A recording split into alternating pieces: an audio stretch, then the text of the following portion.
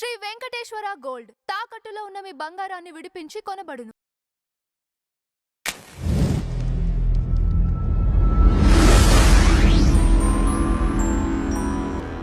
ఎట్టకేలకు జోగి రమేష్ గారు అరెస్ట్ అయ్యారు. ఉమ్. సో బెయిల్ వచ్చే అవకాశం ఉందా అండి? అప్పట్లో రాదండి గారు. ఎందుకంటే ఆ, చాలా పకడ్బందీగా కేసు కట్టడం జరిగింది. తర్వాత కావాల్సినటువంటి ప్రాథమిక సాక్ష్యాధారాలన్నీ కూడా అక్కడ బాగా కనపడుతూ ఉన్నాయి. వాళ్ళ దగ్గర సిట్ వాళ్ళు కానివ్వండి, లేకపోతే ఎక్సైజ్ డిపార్ట్మెంట్ దగ్గర ఉండటం మూలాన ఏంటంటే జోగి రమేష్ తప్పించుకోలేడు అనేటువంటిది ఎస్టాబ్లిష్ అవుతోంది. నంబర్ 1. రెండవది, వీళ్ళ తెంపరితనం చూస్తే నాకు ఆశ్చర్యం ఇస్తుంది. అంటే వాళ్ళు అధికారంలో ఉన్నప్పుడు అక్రమ మద్యం అనేటువంటిది ఎట్లాంటి లిక్కర్ తయారు చేశారు, జనాల ప్రాణాలతో ఎలా ఆడుతున్నారు అనేటువంటి మనం చూసాం. కానీ 164 సీట్లతోటి పెద్ద ఎత్తున కూటమి అధికారంలోకి వచ్చిన తర్వాత కూడా 2 రకాల ప్రయోజనాలు ఆశించి, ఒకటి వాళ్ళ దందా అలాగే నడుపుతూ లాభాలు డబ్బులు సంపాదించడం, ఒకటి బయటపడితే దాన్ని తీసుకొచ్చి అధికార పక్షానికి చుట్టొచ్చు అనేటువంటి వాళ్ళ ప్లానింగ్ కి మాత్రం మనం హ్యాట్స్ ఆఫ్ చెప్పాలని. ప్లాండ్ గా వాళ్ళ నాయకుడిని తెలుగుదేశంలో ప్రవేశపెట్టి ఎవరైతే ఈ లిక్కర్ అనేటువంటిది తయారు చేస్తున్నారో ఈ సిండికేట్ ను వాళ్ళ చుట్టూ చేసుకొని చేయటం అనేటువంటిది నిజంగా అంత క్రిమినల్ మెంటాలిటీ ఉన్నటువంటి వాళ్ళకి మాత్రమే సాధ్యమవుతుంది అనేటువంటిది మనకు తెలుస్తాం.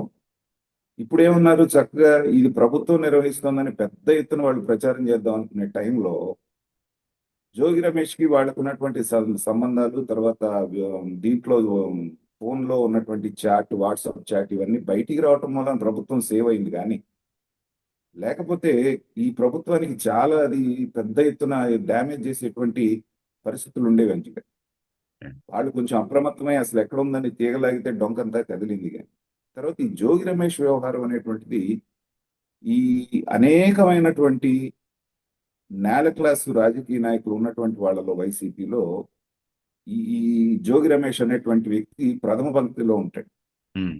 అంటే మనం గతంలో చూసాం అంజీ గారు, మంత్రి పదవి రావాలి అంటే లేదా ఒక ప్రముఖమైనటువంటి ప్రాముఖ్యత కలిగిన పదవి రావాలంటే ఏం చేయాలంటే అవతల వాళ్ళని బూతులు తిట్టాలి, అవతల వాళ్ళ మీదకి దాడికి వెళ్ళాలి.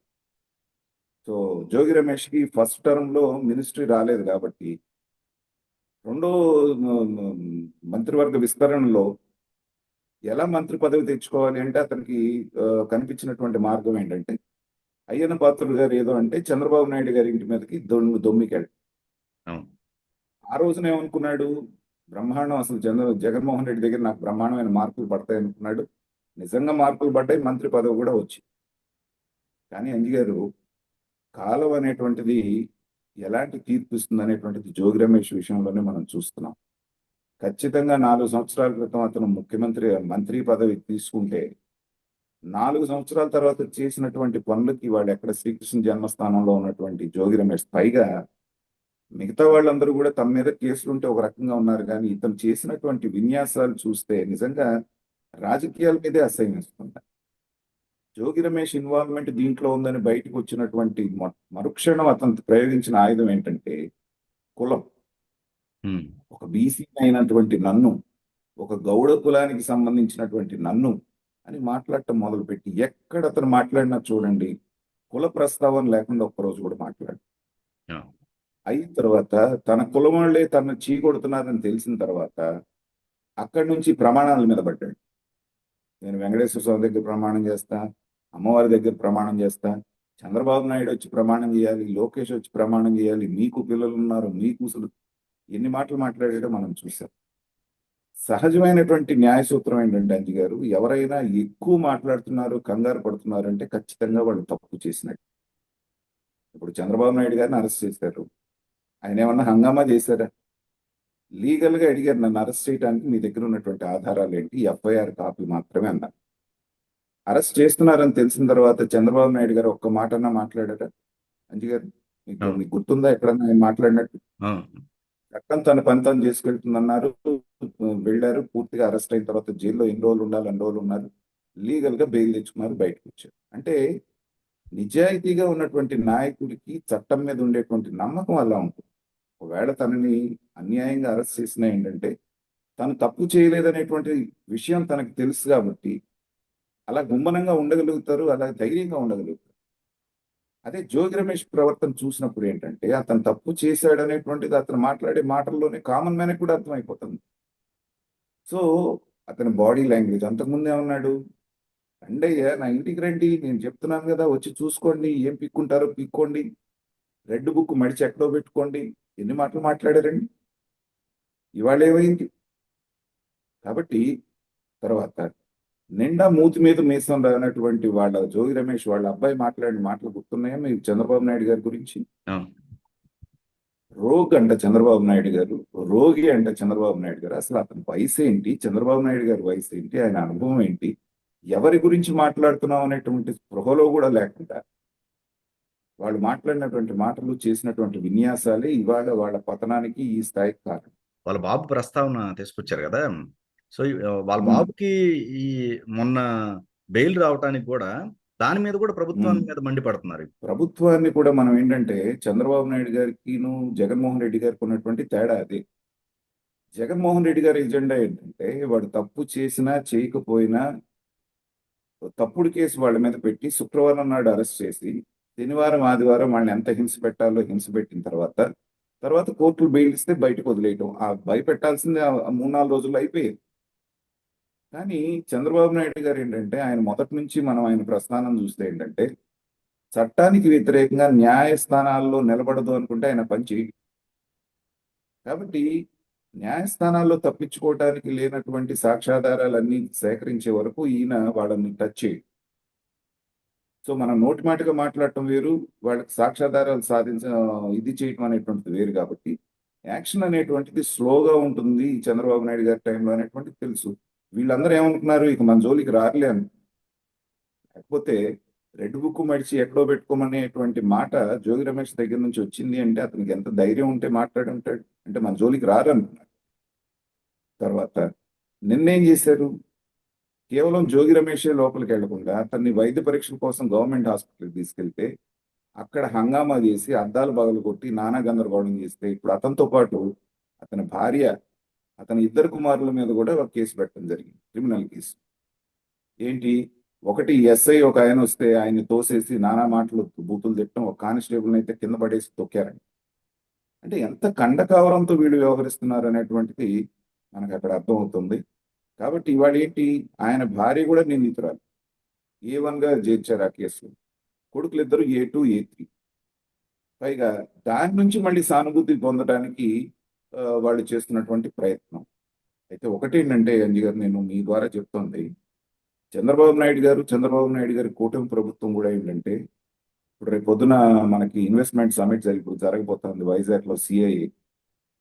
ఇలాంటివి జరిగేటప్పుడు అరెస్టులు చేసి ఇదిగో రాజకీయ ప్రత్యర్థులను వేధిస్తున్నారు, లేకపోతే పొలిటికల్ వెండెట్టాతో కేసులు పెడుతున్నారంటే బ్రాండ్ ఇమేజ్ ఎక్కడ దెబ్బతింటుందో ఆంధ్ర రాష్ట్రానికి, వచ్చే పెట్టుబడులు ఎక్కడ రాకుండా పోతాయి అనేటువంటి ఒక భయంతో చేయాల్సినంత స్పీడ్గా యాక్షన్ చేయట్లేదు. కానీ ఒక రాజకీయ విశ్లేషకుడుగా రాజకీయాన్ని మొదటి నుంచి గమనిస్తున్నటువంటి వ్యక్తిగా నేను చెప్పేది ఏంటంటే, ఒక చంద్రబాబు నాయుడు గారిని అరెస్ట్ చేసినప్పుడు వచ్చినటువంటి సానుభూతి ఒక జగన్మోహన్ రెడ్డిని అరెస్ట్ చేస్తే వస్తుందనేటువంటిది అది పూర్తిగా తప్పుడు అంచనా అనేటువంటిది నా అభిప్రాయం. ఎందుకంటే 45 సంవత్సరాలుగా చంద్రబాబు నాయుడు గారి ట్రాక్ రికార్డ్ చూస్తున్నటువంటి ఎవరికైనా సరే ఆయన్ని అరెస్ట్ చేయటం అన్యాయం అనేటువంటిది తెలిసింది. కాబట్టి దగ్గర దగ్గర 80 దేశాల్లో ఎంతమంది, కోట్లాది మంది ఎలా స్పందించారో మనం చూసాం. కానీ అదే స్పందన జగన్మోహన్ రెడ్డి గారికి వస్తుంది, లేకపోతే వైఎస్ఆర్సీపీ నాయకులను అరెస్ట్ చేస్తానో, లేకపోతే దాంట్లో ఉన్న ఆడవాళ్ళని అరెస్ట్ చేస్తానో. ఇప్పుడు రజనీ గారిని, విడుదల రజనీ గారిని తీసుకోండి, సాక్ష్యాధారాలన్నీ క్లియర్గా ఉన్నాయి, కానీ ఆడ మనిషిని వదిలేశారు. అలాగే పేర్ని నాని వాళ్ళ వైఫ్ లిటరల్లీ అక్కడ ఇరుక్కుంది, కానీ ఆడ మనిషి అని చెప్పేసి వదిలేశారు. రోజా గారి మీద ఆడుదాం ఆంధ్రాలో కావాల్సిన సాక్ష్యాధారాలు ఉన్నాయి, కానీ వదిలేస్తున్నారు. ఇలాగా మీరు ప్రతిసారి వదిలేసుకుంటూ సానుభూతి వస్తుందంటే ఇందాక నేను చెప్పినట్టుగా లా అండ్ ఆర్డర్ మెయింటైన్ చేయడంలో మీరు ఫీల్ అయినట్టుగా ప్రజలు భావించేటువంటి ప్రమాదం ఉంది. అది అర్థం లేడీస్ చేసుకోవట్లేదు వీళ్ళు. అదే మహిళలు తప్పులు చేస్తే వదిలేస్తుంది కూటమి ప్రభుత్వం. నేను ఒక డిబేట్లో అదే అన్నాను, ఇవాళ వివేకానంద రెడ్డి గారి హత్య కేసు కానివ్వండి, లిక్కర్ స్కామ్ లో అంతిమ లబ్ధిదారు కానివ్వండి, భారతి గారు, వైఎస్ భారతి గారి దాకా వెళ్ళేటువంటి అవకాశం ఉంది అని అంటున్నారు. ఒకవేళ అక్కడికి వెళ్తున్నా కూడా, ఇంత జరిగినా కూడా భారతి గారు లేడీ కాబట్టి వదిలేస్తారా అని చెప్పేసి నేను తెలుగుదేశం వాళ్ళు ప్రశ్నిస్తే వాళ్ళ వైపు నుంచి సమాధానం రాలేదు. అందుకని ఏంటంటే ఇవాళ భార్య దగ్గర నుంచి కొడుకుల దాకా కూడా కేసులు పెట్టించుకున్నారంటే కేవలం వాళ్ళు చేసినటువంటి ఓవర్ యాక్షన్. తర్వాత నేను ప్రభుత్వాన్ని కూడా ప్రశ్నిస్తుంది ఏంటంటే, వాళ్ళంతా ఓవర్ యాక్షన్ చేసే వరకు మీరేం చేస్తున్నారు? వాళ్ళంతా జనాన్ని వేసుకొని వస్తారని హాస్పిటల్ దగ్గరికి మీకు తెలియదా? వాళ్ళు హద్దు మీరినప్పుడు మీరు లాఠీ చార్జ్ ఎందుకు దిగిన? నలుగురిని కాళ్ళు ఎరగొడితే ఐదో వాడు పారిపోవడం అక్కడి నుంచి మెతక వైఖరి. కాబట్టి ఇది పోలీసుల వైఫల్యం అని నేను అంటాను. ముందు మీరు చేయాల్సినంత చేయకుండా వాళ్ళ మీద కేసులు పెడితే వాళ్ళు సానుభూతి కోసం ప్రయత్నం చేస్తున్నారు. కాబట్టి జోగి రమేష్ అనేటువంటి వ్యక్తి చేసినటువంటి కర్మకి ఫలితం వెంటనే అనుభవిస్తున్నాడు. ఖచ్చితంగా ఈ లిక్కర్ స్కామ్ అనేటువంటిది వీళ్ళ మెడకు చుట్టుకుంది. నిజంగా జోగి రమేష్ అనేటువంటి వ్యక్తిని గట్టిగా కనుక ఇంట్రాగేట్ చేస్తే అసలు ఎవరి ఆదేశాల మేరకు ఇతను ఈ మొత్తం ఈ కాన్స్పైరసీ చేశాడు అనేటువంటిది బయటికి తీయాల్సిన అవసరం ఉంది అంజి గారు. ఎందుకంటే అతనంతటా అతను ఇంత పెద్ద వ్యవహారంలో ఇన్వాల్వ్ అవుతాడని నేను అనుకోను. ఓకే. అధిష్టానమో ఇంకొకళ్ళో చెప్పి తెలుగుదేశం ప్రభుత్వాన్ని మనం బదనాం చేయాలంటే మనం చేసిన వెధవ పనిని కంటిన్యూ చేస్తూ వాళ్ళ మెడకు చుట్టాలనేటువంటి ఆలోచన ఖచ్చితంగా జగన్మోహన్ రెడ్డి గారి దగ్గర నుంచి వచ్చే ఉంటుంది. వాళ్ళు చెప్తేనే ఇతను చేశాడనేటువంటిది నేను బలంగా నమ్ముతున్నాను. దాని మీద సరైనటువంటి ఎంక్వైరీ చేసి ఎవరి ఆదేశాల మేరకు ఇతను చేశాడనేటువంటిది చేసినప్పుడు మాత్రమే ఈ కేసుకు ఒక లాజికల్ కంక్లూషన్ వస్తుంది. అలా లేనప్పుడు ఏంటంటే చిన్న స్థాయి వ్యక్తులు ఇలాంటి జోగి రమేష్ దగ్గరే ఆగిపోయేటువంటి అవకాశం ఉంది. కాబట్టి ప్రభుత్వం ఇంకా సీరియస్ గా వ్యవహరించాలనేటువంటిది నా అభిప్రాయం.